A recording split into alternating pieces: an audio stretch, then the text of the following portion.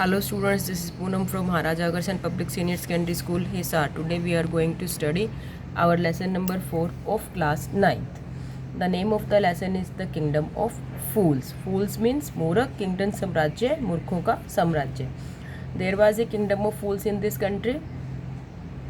इस देश में एक मूर्खों का साम्राज्य था. The king as well his minister both were fools. यहाँ तक कि यहाँ के राजा और मंत्री दोनों ही मूर्ख थे. दे ऑर्डर्ड, उन्होंने आदेश दिया. All things to be reversed, दोनों चीज़ों क्या है उल्टा कर दिया जाए. People were order to work during the nights, लोगों को आदेश दिया गया कि वो रात के समय तो काम करेंगे. And sleep during the day, और दिन के समय वो आराम करेंगे. Anyone who did not obey this order, इनमें से कोई भी अगर राजा के द्वारा दिए गए आदेश को नहीं मानेगा, would be put to that, तो उसे मृत्यु दंड दिया जाएगा. So out of fear people obeyed the king, इसलिए मृत्यु के भय से सब लोगों ने राजा की आज्ञा का पालन किया. One day a guru and a disciple arrived in the city, एक दिन गुरु और शिष्य इस शहर में आए. They were surprised to find that everyone was sleeping during the day, तो वो देखकर हैरान रह गए कि सब कोई क्या है दिन के समय सोए हुए थे. देयर वाज नो एक्टिविटी, वहाँ पे कोई भी एक्टिविटी नहीं थी.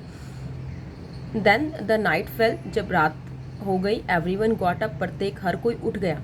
They started doing there normal work, उन्होंने अपने नॉर्मल वर्क करने शुरू कर दिए.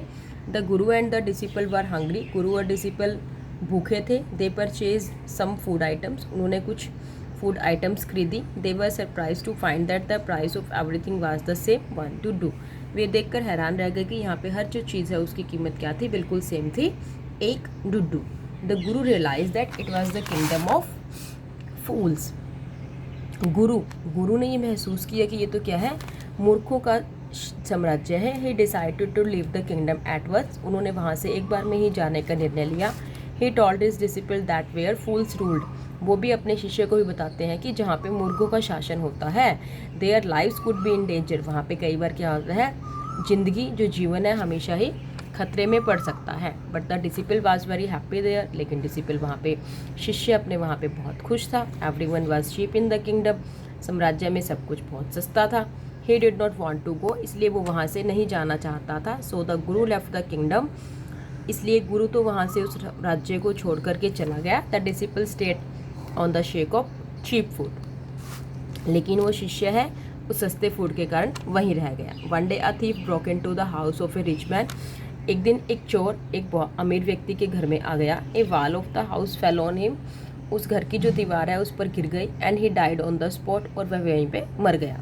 The brother of the thief complain to the king that, उस चोर के भाई ने राजा को कंप्लेन की कि the rich man was responsible for the thieves death, कि जो रिच मैन है अमीर व्यक्ति है उसके भाई की मृत्यु के लिए जिम्मेवार है. Because the wall of his house was weak, क्योंकि उसके घर की जो दीवार है वो कमज़ोर थी. The owner of the house was summoned, उस समन्ड मीन्स होता है बुलाना, उस घर के मालिक को बुलाया गया.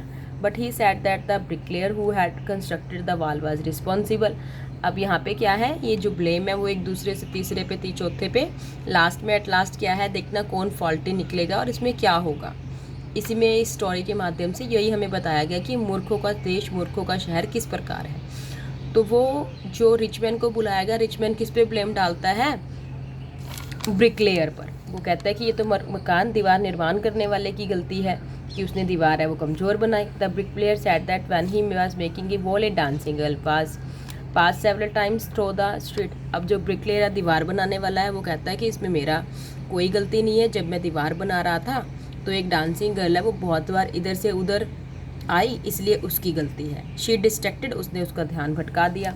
His attention, so she was responsible, इसलिए वो डांसिंग गर्ल रिस्पॉन्सिबल है. The dancing girl told the king that, अब जो डांसिंग गर्ल है वो राजा को बताती है कि she had ordered a goldsmith to make jewellery for her, कि उसने तो एक सुनार को अपने लिए ज्वेलरी बनाने के लिए कहा, आदेश दिया था. He did not make it in time, उसने वो उसका जो सामान है ज्वेलरी का वो टाइम पे नहीं बनाया.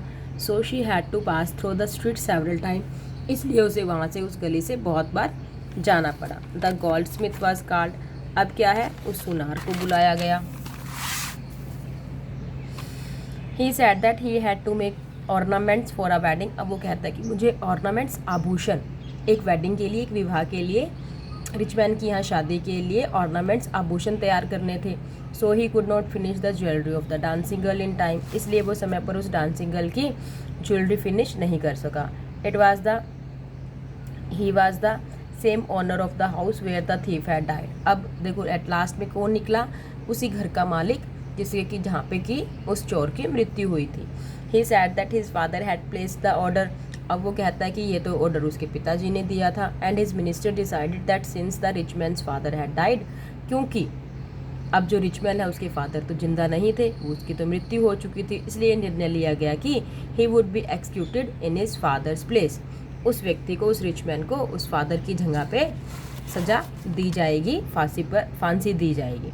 The king ordered now a stake to be made for the execution of the rich man. अब ये दिया गया कि उस रिच मैन अमीर व्यक्ति को फांसी देने के लिए एक फंदा रस्सी तैयार की गई। He was brought to the stake, अब उसे वहाँ फांसी देने के स्थान पर लाया गया। But it was found that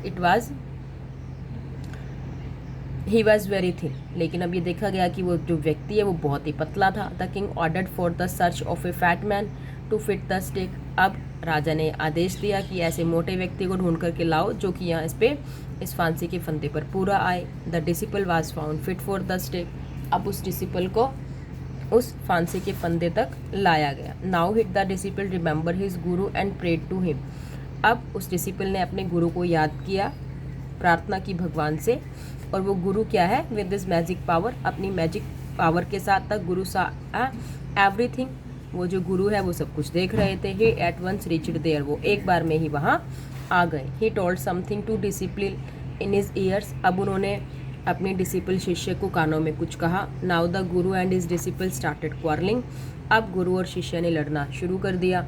each wanted to die in place of the other, हर कोई क्या है एक से स्थान पर दूसरे स्थान पर मरना चाहता था।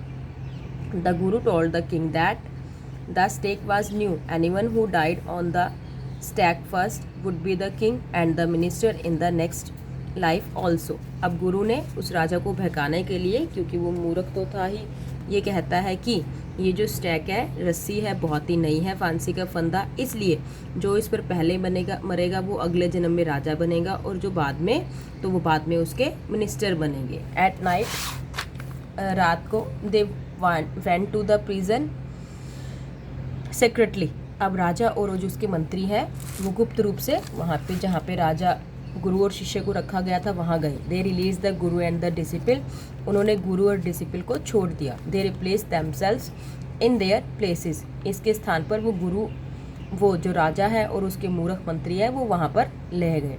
So the next day they were taken to the stake and executed, और अब अगले दिन क्या किया गया, उनको उस फांसी के स्थान पर ले जाया गया और फांसी दे दी गई।